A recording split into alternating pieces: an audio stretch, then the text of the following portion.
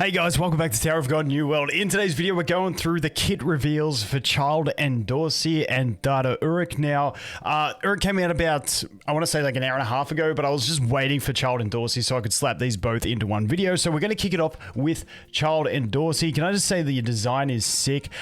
Not knowing the lore of Child Endorsi, her serpent thing's way cooler than the little fairy ball thing. That is my take. Also, she has a cool old school like pirate sword. I just have massive respect for everything about this character. I think she looks absolutely wicked. So let's get into the kit itself and find out what she's actually got to offer first of all. So let's just, oh dude, that's loud in my ears. You guys can't hear it. All right, so first of all, let's go through the basic attack and passive. The first time Endorsi takes fatal damage. So the first time she takes damage. At least they've worded this one right because all the other ones are worded wrong in the game.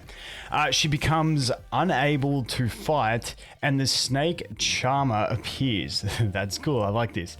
And applies the death sentence debuff to the enemy who dealt the damage, then attacks. Enemies with HP below a certain percentage will be killed instantly. If the target dies while death sentence is active, Endorsi is revived and the target does not die. And if the target does not die, Endorsi dies. So basically, if she gets killed, it depends what the unit who killed her's HP is at. If it's below a threshold, they die and she comes back. If it's above a threshold, nothing happens. That's the way I'm reading that. That's what we're looking at for a passive skill. Let's take a look at the animation. Does it show us her dying? It just shows basic attack. They always just show the basic attack. I want to see the passive in action. All right. Active skill number 1. Endorsi focuses up, turning her basic attacks into area of effect attacks and increasing her attack stat proportional to how many hit points she has lost. So this one's...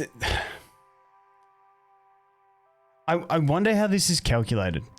So focuses up, turning her basic attacks into area of effect attacks, increasing the attack stat proportional to how much hit points is lost.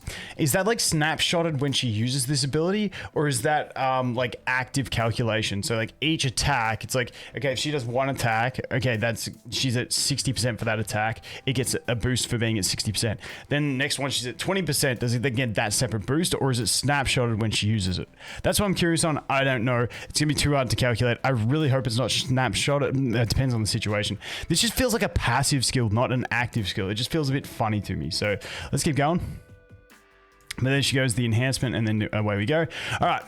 Active skill number 2, hidden talent. Endorsi hurts and jolts enemies by stabbing them, moving in for a follow-up attack. She then hurts and knocks them back. So we got a jolt followed by a knockback, 2 consecutive attacks. Finally, 2 nearby enemies are attacked 4 times and jolted by the snake charmer's clones. Okay, I'm gonna have to look at this animation. All of the enemies hit by these attacks will bleed. So we've got bleed damage with a bit of control in this one. Let's just go back to here and take a look at it. Okay, so then she does the lunge. Okay, that's cool. That's that one. Next up, we have the special skill, Enforcement. Endorsi goes, this is the ultimate. Endorsi goes invincible and jumps to the highest. Okay, she goes invincible. I wonder how long she's invincible for. And jumps to the highest energy enemy to hurt them and knock them down. The snake charmer's clones then hurt nearby enemies and block energy recovery. That's not a bad effect. When Endorsi's hit points drop far enough, the snake charmer's clones deal even more damage, and the enemies they hit lose energy. I'm curious how long she's invincible for. That's going to be a big thing on like carry capacity and what she can actually do. I'm really curious to see this. I think her kit is very interesting. Let's take a look at this. Boom. Or is it one of those ones where she's only invincible whilst using the attack? That's what I'll have to wait and see. And there's her little animation stuff. That's pretty cool, I'm not gonna lie. All right, so let's double check and just go back to the start here. So we can see she is green. So she's going to be a green unit. Does it tell us if she's going to be... it doesn't tell us what type of gear she's going to have. But she's a green anima. Okay, I'm interested to see. I'm interested in 2 main things in her kit. One being what the percentage is on what she has, on how she executes. but it's only one time. That's the issue. But if she comes back and then she ults and then she gets invincible for a while, then she could have carry capacity, because that's what we're still looking at. Because at the moment, you know, we got Ihwa and Huarian, who's like two really reliable carries. I'm looking for that third. I don't know if she's going to be it. It really depends on those two things. So we'll have to wait and see how she goes with that. All right, now it's time for Urek. Okay, he is a blue fisherman. Let's get into it. Let's check out his skills. Let's just watch the animation first. Okay, that's just basic attacks, some kicks and punches. All right, so let's take a look at it. Passive skill. He attacks. His attack and defense go up when he's attacked with a status effect. So when he gets hit by a status effect, his attack and defense go up. And he slows down enemies when he hits them. Cool beans. He's got speed reduction. That's not too bad. If he dies during combat, he deals damage to every enemy and paralyzes them before he goes.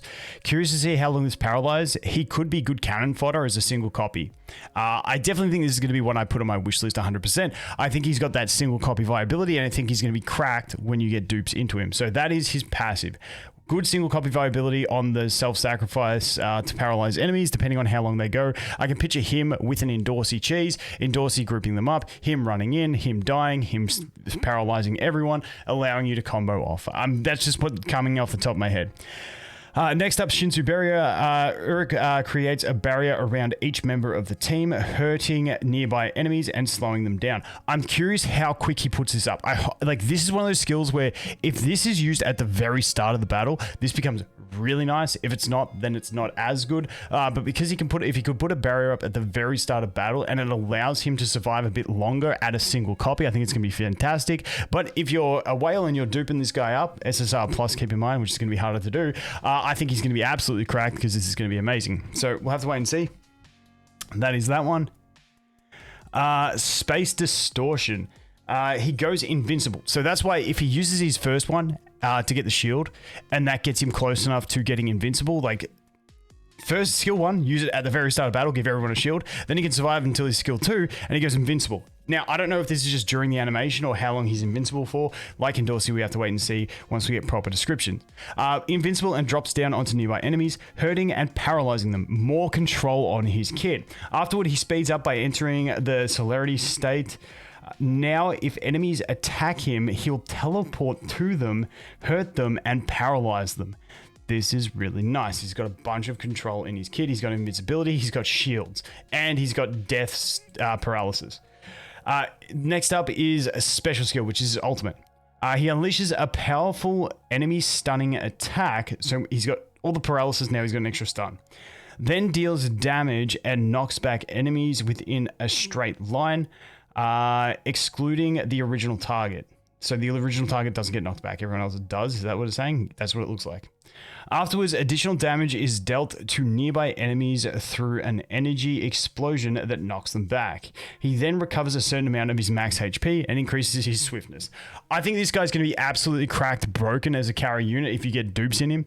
But it's a matter of getting dupes. I think he's probably going to be one. I honestly think, based on this kit, he's going to be up there with Zahad. That is my initial impression, which, without looking at proper skill descriptions, multipliers, exclusive equipment, all that stuff. There's just a ton in this kit, in this basic description. I think he's going to be amazing, and I think he's also going to be really useful at a single copy. That is my take on looking at this without seeing the full functionality. I could be wrong. I'll update you guys when he drops in the game, but I think he's going to be pretty good. Let's take a look at his animation. Boom. Okay, the dude fucking blows up the moon. Of course he's going to be strong. How can someone who blows up the moon not be strong? So yeah, that's what we got so far. I'm keen to see their exclusive equipments, multipliers, in-depth skill descriptions, actual attack sequence, how quickly they use their stuff, and we'll have to see. But that is a basic look at what we've got to go with these two new characters. As always, guys, thanks for watching. Hope you have an awesome day, and I look forward to seeing you in the next one. Cheers.